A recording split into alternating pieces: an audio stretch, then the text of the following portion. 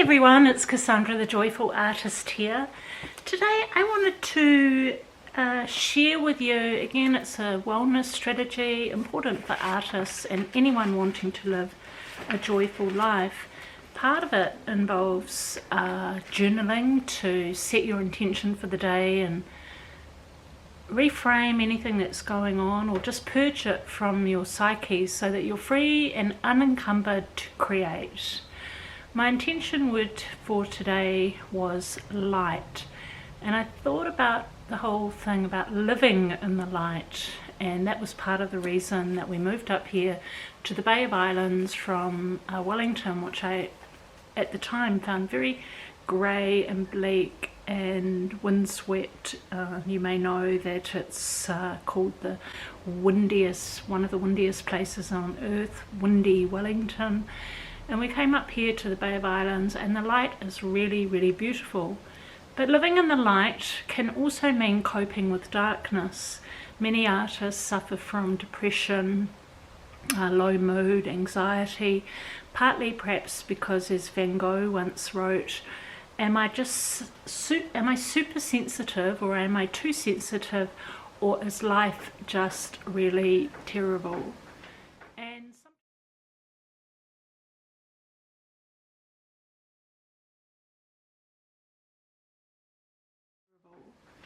And sometimes it is. Sometimes you rub up against people, perhaps as I'm experiencing at the moment, trying to deal with the transfer of the title of our property back into my own name, instead of having a trustee involved who was a lawyer who was causing me significant grief, and I wanted to retire him as my trustee and just be unencumbered by his energy. It's taken me a significant amount of time, over a year, and then finally on the new moon in Taurus it all came together and I am free. So as I wrote in my journal today, but in saying that, I'm not free still of the ongoing legacy of the legal fees associated with getting this work done, and being somewhat overcharged for that work, which was really just a simple couple of pieces of paper needed to be signed and uploaded, and that would be it. So I wrote in my journal today, so one of the things that's really good, I would encourage you to do if you don't do already, is just journal your thoughts. If you're familiar with the work of Julia Cameron and the Artist's Way, she often talks about morning pages, and it's just a free rant, and I like to use a pen and write in a blank journal and just free write. So my journal is a hard-covered artist journal. Sometimes I just put on here, I've got breathe and better be good to me, and birds flying and the light and the sunshine. Note that it's black actually with white light, and then I've just free written in my journal. So I thought I'd share with you what I wrote today. Princess Diana was said to possess a core of steel. It's the same phrase that was said of me when I was hired as a transformational change coach working in the leadership team of the Department of Corrections, which is the prison service here in New Zealand. It was a quality I didn't know I possessed until it was reflected back to me. They'll see this pretty wee thing, and then they'll meet that rod of steel. And I thought at the time, what rod of steel? Later, when I was in the bowels of Rimataka prison, where the most dangerous and violent offenders are imprisoned, as a large Maori manager yelled and screamed and brought his enraged, overbearing presence down upon me, I asked the other managers sheltering in place, why didn't you come to my aid? And they said, you were strong. We didn't want to weaken you by rescuing you. So that was quite interesting to me. And that is a spiritual lesson, to stand strong in my wairua, which is Maori for spirit, my heart, my spiritual authority, and to remember people will often underestimate me like they did Diana, like a swan plant, disarming in her grace, nurturer of butterflies, the transformational creatures of light. can be a deadly poison. She can blind. Her essence can be fatal to those who trespass upon her. So yeah, it was interesting because I was kind of weaving together a few things that, just knowledge that's come to me recently. We've been rescuing butterflies. One day we went up to the garden and I was so delighted. I saw so many monarch caterpillars. You may know that these butterflies are classed as endangered somewhat in New Zealand. There were so many caterpillars and I was so pleased, and then we went up 2 days later and they'd all gone. And then I learned about all the predators, the wasps, the paper wasps, the what are those green-headed long things munching away? They're sort of long, praying mantis, and other things can actually, they'll just devour them. And so we've taken a whole bunch of, we found some more who had survived, we brought them inside and we're just nurturing them so that we can allow them to get through the caterpillar chrysalis stage, and then they can fly free. And in the process we learned about how poisonous and noxious the swan plant, which the butterflies or the caterpillars feed on, how noxious it can be to humans. It can actually, there's stories of people sort of rubbing their eyes after having picked that sort of milky, sappy swan plant, and they've been blinded, sometimes permanently, sometimes temporarily. Now you may say, well, what does this have to do with artists and art and creating your work? I think the biggest thing is that creating often means confronting or addressing the shadow, and the shadow may be the part of you that you have never really owned. Perhaps you disowned it, perhaps you were told perhaps it's not ladylike to stand up for your rights, perhaps you were told, as many women still are, that you should defer to men. I know in Saudi Arabia still women are, have to defer to their brothers and their husbands or their fathers. They can't even travel without their permission. Only recently they were allowed to drive a car. So perhaps you've been raised in a culture where you've been told that women are inferior, or that people feel they can take advantage of women, or that as an artist, if you're advocating for your rights, standing up for, as I had to do in one gallery where they took all my paintings and put them in the back room just before an exhibition, I had to advocate for myself and ask for these paintings to be repositioned back in the gallery. I'd spent the day helping the owner hang all the paintings with 3 other artists I was exhibiting with, and it was quite surprising behaviour on her part. So I had to advocate for that, and all those paintings sold on the first day. So I don't know what was at play there, but there was something, again, listening to my heart or my intuition, that wasn't right. It was quite disrespectful. And I came across an article, and perhaps it'll be helpful to you too, and it was about this thing called sisu, which originates from the Finnish root of the word, which means the guts or the innermost part. And it's like, you could be thinking around determination, grit, resilience, perseverance during hard times, and being gutsy. So there's that rod of steel. Or if you think of Princess Diana, there she is advocating for herself, standing up and telling her story when people were lying about her and her husband was being deceptive and carrying on an affair during their marriage. And so she turned up and gave her side of the story. That was gutsy, determined, strong. I think that's the other thing that's really important. Sometimes you feel like you can't tell your side of the story, and this article says sisu may hold the secret to boosting our mental health and well-being, because you're learning to stand up for yourself, whether it's telling your truth, speaking your truth, painting your truth, advocating for your art, I remember seeing a video by Helen Frankenthaler, and she was very clear about where the paintings were going to hang, which painting was going to hang beside which painting. She didn't just defer to the male gallery owner.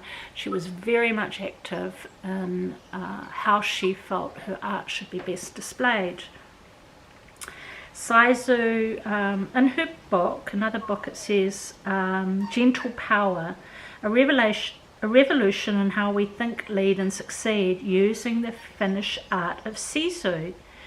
I haven't read the book, but I'd be quite interested. It talks about how we can change the balance of gut bacteria and brain chemistry by using this, making us bolder and less anxious.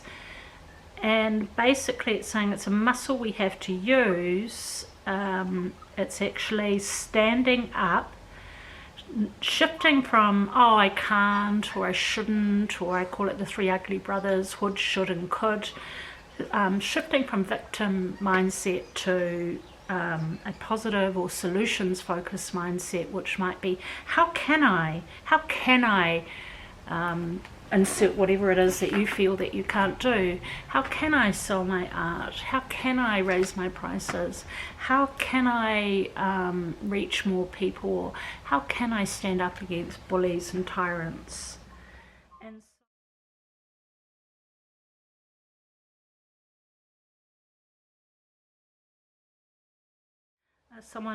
some director of the Australian Association of Psychologists said, we tend to have a lack of tolerance for distress and for discomfort, and that's why people run away. I know I did, run away from being assertive, run away from confrontation.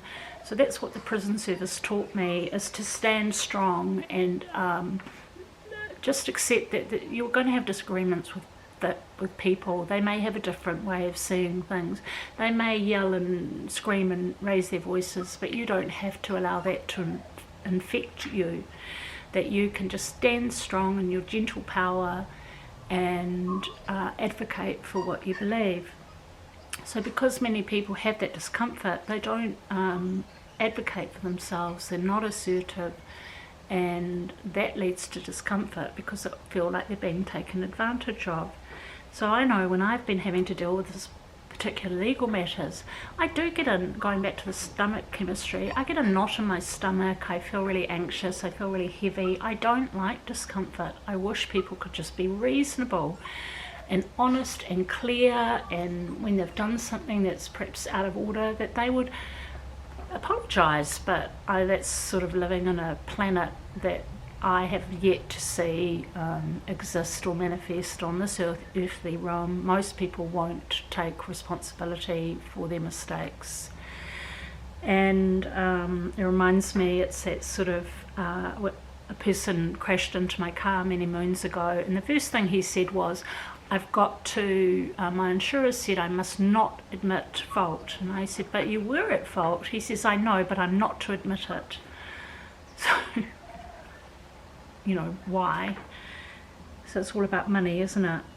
So we're always striving for happiness and for a feeling of pleasure, but when we're faced with uncomfortable situations, it stretches our growth. And that's what I wanted to talk about. Again, using the butterfly as a symbol of growth. You know, she has to stretch her growth. She has to go from a tiny little thing to a caterpillar to lying sort of dormant in a chrysalis and then breaking free. You know, there's a lot of energy, a lot of work, a lot of threats to her even getting to that stage. So she has to be resilient.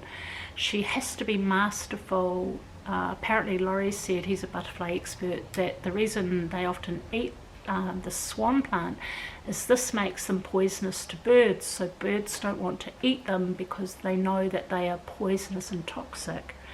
So, you know, it's become incredibly adaptive over time, but then there are always others who are even more adaptive, like the paper wasps up here and the praying mantis and other things. So you do have to be quite strong. You do have to lean into discomfort and lean into, sometimes it's about trying a new medium. The other day, I'll show you actually, I haven't used pastel for over a decade, and I had to lean into the discomfort of not knowing how I was going to use it, not knowing how it would work out, not feeling confident about it, but just giving it a go. And that's the other thing when people have come to my workshops, they've just given it a go, but in a supportive environment. Let me get that painting.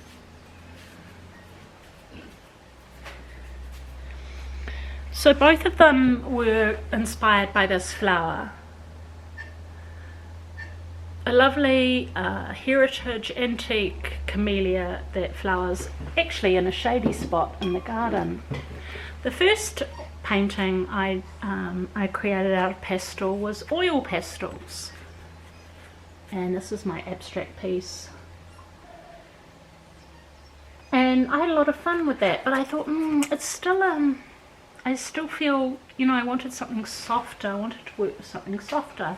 So then I did this one the following day using soft pastels, not oil pastels. I love them both for different reasons.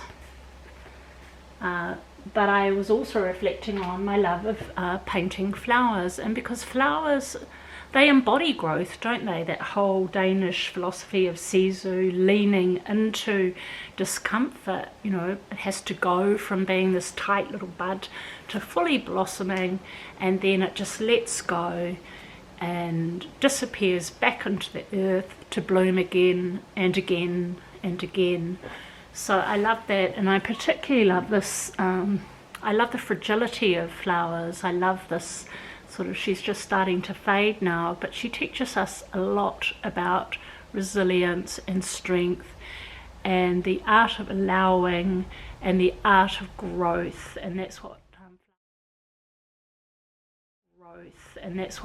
flowers are. They're all about resilience. You know, they get rained on, hailed on, the sun shines on them, and they keep flowering nevertheless. And in part this is also inspired by this. This is a oil and mixed media painting behind me, and in here are the words love wins. And again, inspired by flowers, the grace of flowers, the way flowers dance, and the way flowers strive for the light.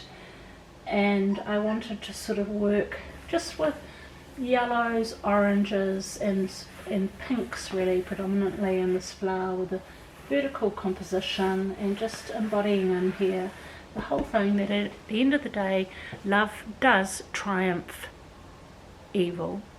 So I hope this has been helpful. Again, I would welcome your comments. Feel free to share with people, and if you are watching this on YouTube, please help my channel to grow, and like and subscribe and share with others, where I share more uplifting inspiration to help you live in joy, happiness, creativity and peace.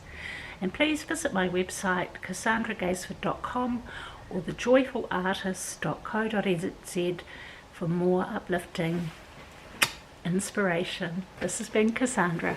Bye.